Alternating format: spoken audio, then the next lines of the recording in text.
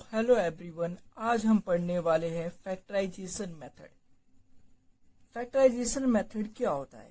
It is used to solve the quadratic equation. Quadratic equation को solve करने के तीन मेथड होते हैं। सबसे पहला फैक्टराइजेशन मेथड, दूसरा कंप्लीटिंग स्क्वायर मेथड एंड सबसे लास्ट में क्वाड्रेटिक फॉर्मूला। तो एक बाय एक करके हम सभी मेथड को पढ़ेंगे। फैक्टराइजेशन मेथड से हम शुरुआत करते हैं। तो कोई भी इक्वेशन आपको दे रखा है ax square plus b x plus c is equal to 0। तो इसकी हाईएस्ट पावर क्या है? 2। x की हाईएस्ट पावर 2 है, इसकी डिग्री 2 है। तो x की दो वैल्यू मिलेगी, x1 और x2, जो कि रियल नंबर से बिलोंग करेगा और जो इस इक्वेशन को सेटिस्फाई करेगा। इस इक्वेशन को सेटिस्फाई करेगा मतलब आप क्या समझते हो? यहाँ पे इस इक्वेशन में x की जगह अगर मैं x1 डालूंगा, ax1 square plus b x one plus c is equal to 0, तो ये इक्वेशन LHS RHS के बराबर हो जाएगा। कैसे? अभी हम एग्जाम्पल से समझ लेंगे, थोड़ा वेट कीजिए। तो इसके दो सॉल्यूशन होंगे, मतलब दो जीरोस होंगे। दो जीरोस बोलू, दो रूट्स बोलू, बात एक ही है। मतलब यहाँ पे दो x की वैल्यू आएगी जो इस इक्वेशन को सेटिस्फाई करेंगे, और इस दो x की जो वैल्यू आएगी, दो x की x1 और x2 आएगा। अगर इसे हम इस इक्वेशन के अंदर डालेंगे तो LHS RHS के बराबर हो जाएगा। ये बात आपको समझ आ गई? फैक्टराइजेशन मेथड में हम करते क्या है, इसको देखने से पहले हम एक एग्जाम्पल लेते हैं। 2x square minus 5x plus 3 is equal to 0। आपको क्वाड्रेटिक इक्वेशन दे रखी है। अब इसके दो सॉल्यूशन है। दो x की वैल्यू है x1 और x2। x1 की वैल्यू 1 है और x2 ये दोनों क्या है? इसके जीरोस। इस इक्वेशन को सेटिस्फाई करेंगे। यही इसके रूट्स भी है, क्योंकि हाईएस्ट पावर 2 है और दोनों रियल नंबर से बिलोंग कर रहे हैं। ये बात ध्यान रखना। अब देखो इस इक्वेशन में हम डाल के देखते हैं x1 की वैल्यू 1 और देखते हैं LHS RHS के बराबर आया या नहीं। तो x1 की वैल्यू डाली हमने 2, 1 का स्क्वायर माइनस 5 इंटू 1 प्लस 3। तो देखो 1 का स्क्वायर क्या होता है? 1 minus 5 plus 3, 2 minus 5 plus 3 is equal to, देखो 2 प्लस 3 क्या होता है? 5 minus 5 is equal to 0। LHS की वैल्यू RHS के बराबर आ गई। तो दो x की जो वैल्यू आई इस इक्वेशन को सेटिस्फाई कर रही है। पता है ना, इक्वेशन को सेटिस्फाई करने का मतलब इस x1 की वैल्यू अगर इक्वेशन में डालोगे तो LHS RHS के बराबर हो जाएगा, जैसे यहाँ पे हो गया। ठीक है, अब फैक्टराइजेशन मेथड से इस क्वेश्चन को सॉल्व कर देते हैं और ये दोनों जीरोस निकाल के दिखा देता हूं। जीरोस मतलब अल्फा बीटा x1 x2 जो इस इक्वेशन को सेटिस्फाई करते हैं। 2x square minus 5x plus 3 is equal to 0, ये आपका इक्वेशन है, क्वाड्रेटिक इक्वेशन। इसे हमें फैक्टराइजेशन मेथड से सॉल्व करना है। फैक्टराइजेशन मेथड में हम क्या करते हैं? Middle term splitting. Middle term को हम स्प्लिट करते हैं। कहने का मतलब है कि मल्टीप्लाई करके क्या आना चाहिए? 3 2 जा 6, मतलब a को c से मल्टीप्लाई कर देते हैं। ये हमारा मल्टीप्लाई करके आना चाहिए। मतलब क्या है? मल्टीप्लाई करके आपका क्या आना चाहिए? 3 2 जा 6।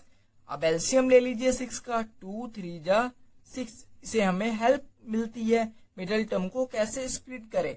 अब 3 और 2 आ रहा है, तो 3 और 2 को कितने तरीके से लिख सकते हैं?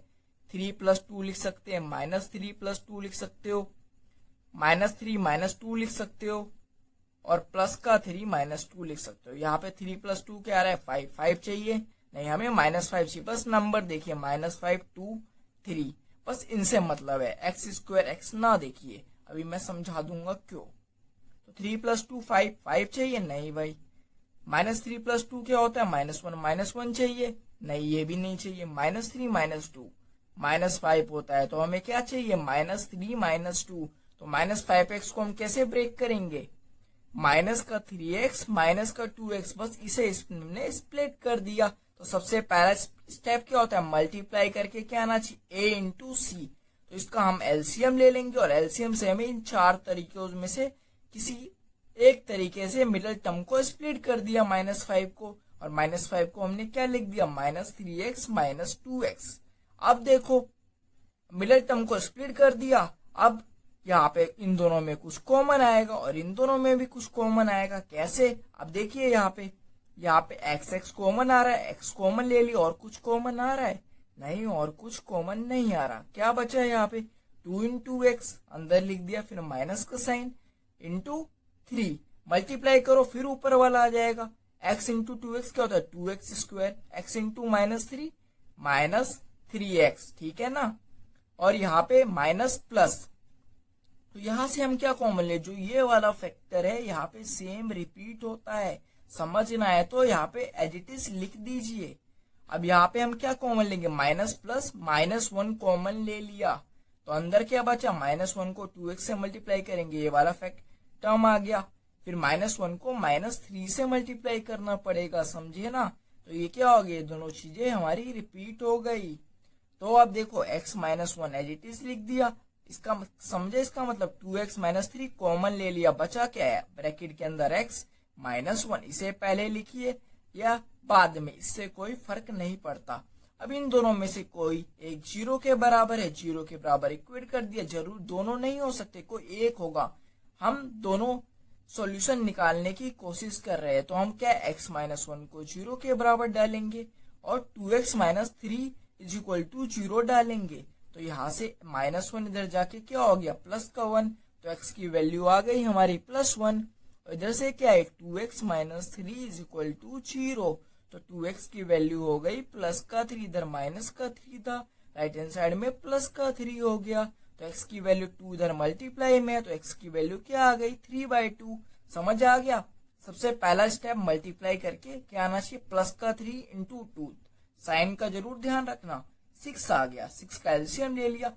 अब मिडिल टर्म को स्प्लिट करो कि मल्टीप्लाई करके 6 आए और प्लस माइनस करके -5 आए।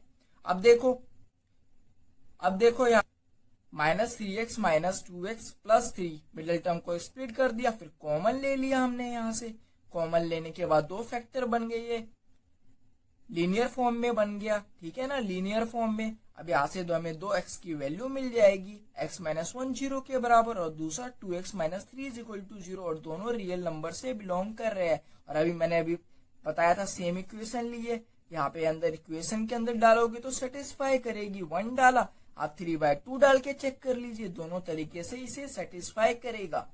अब x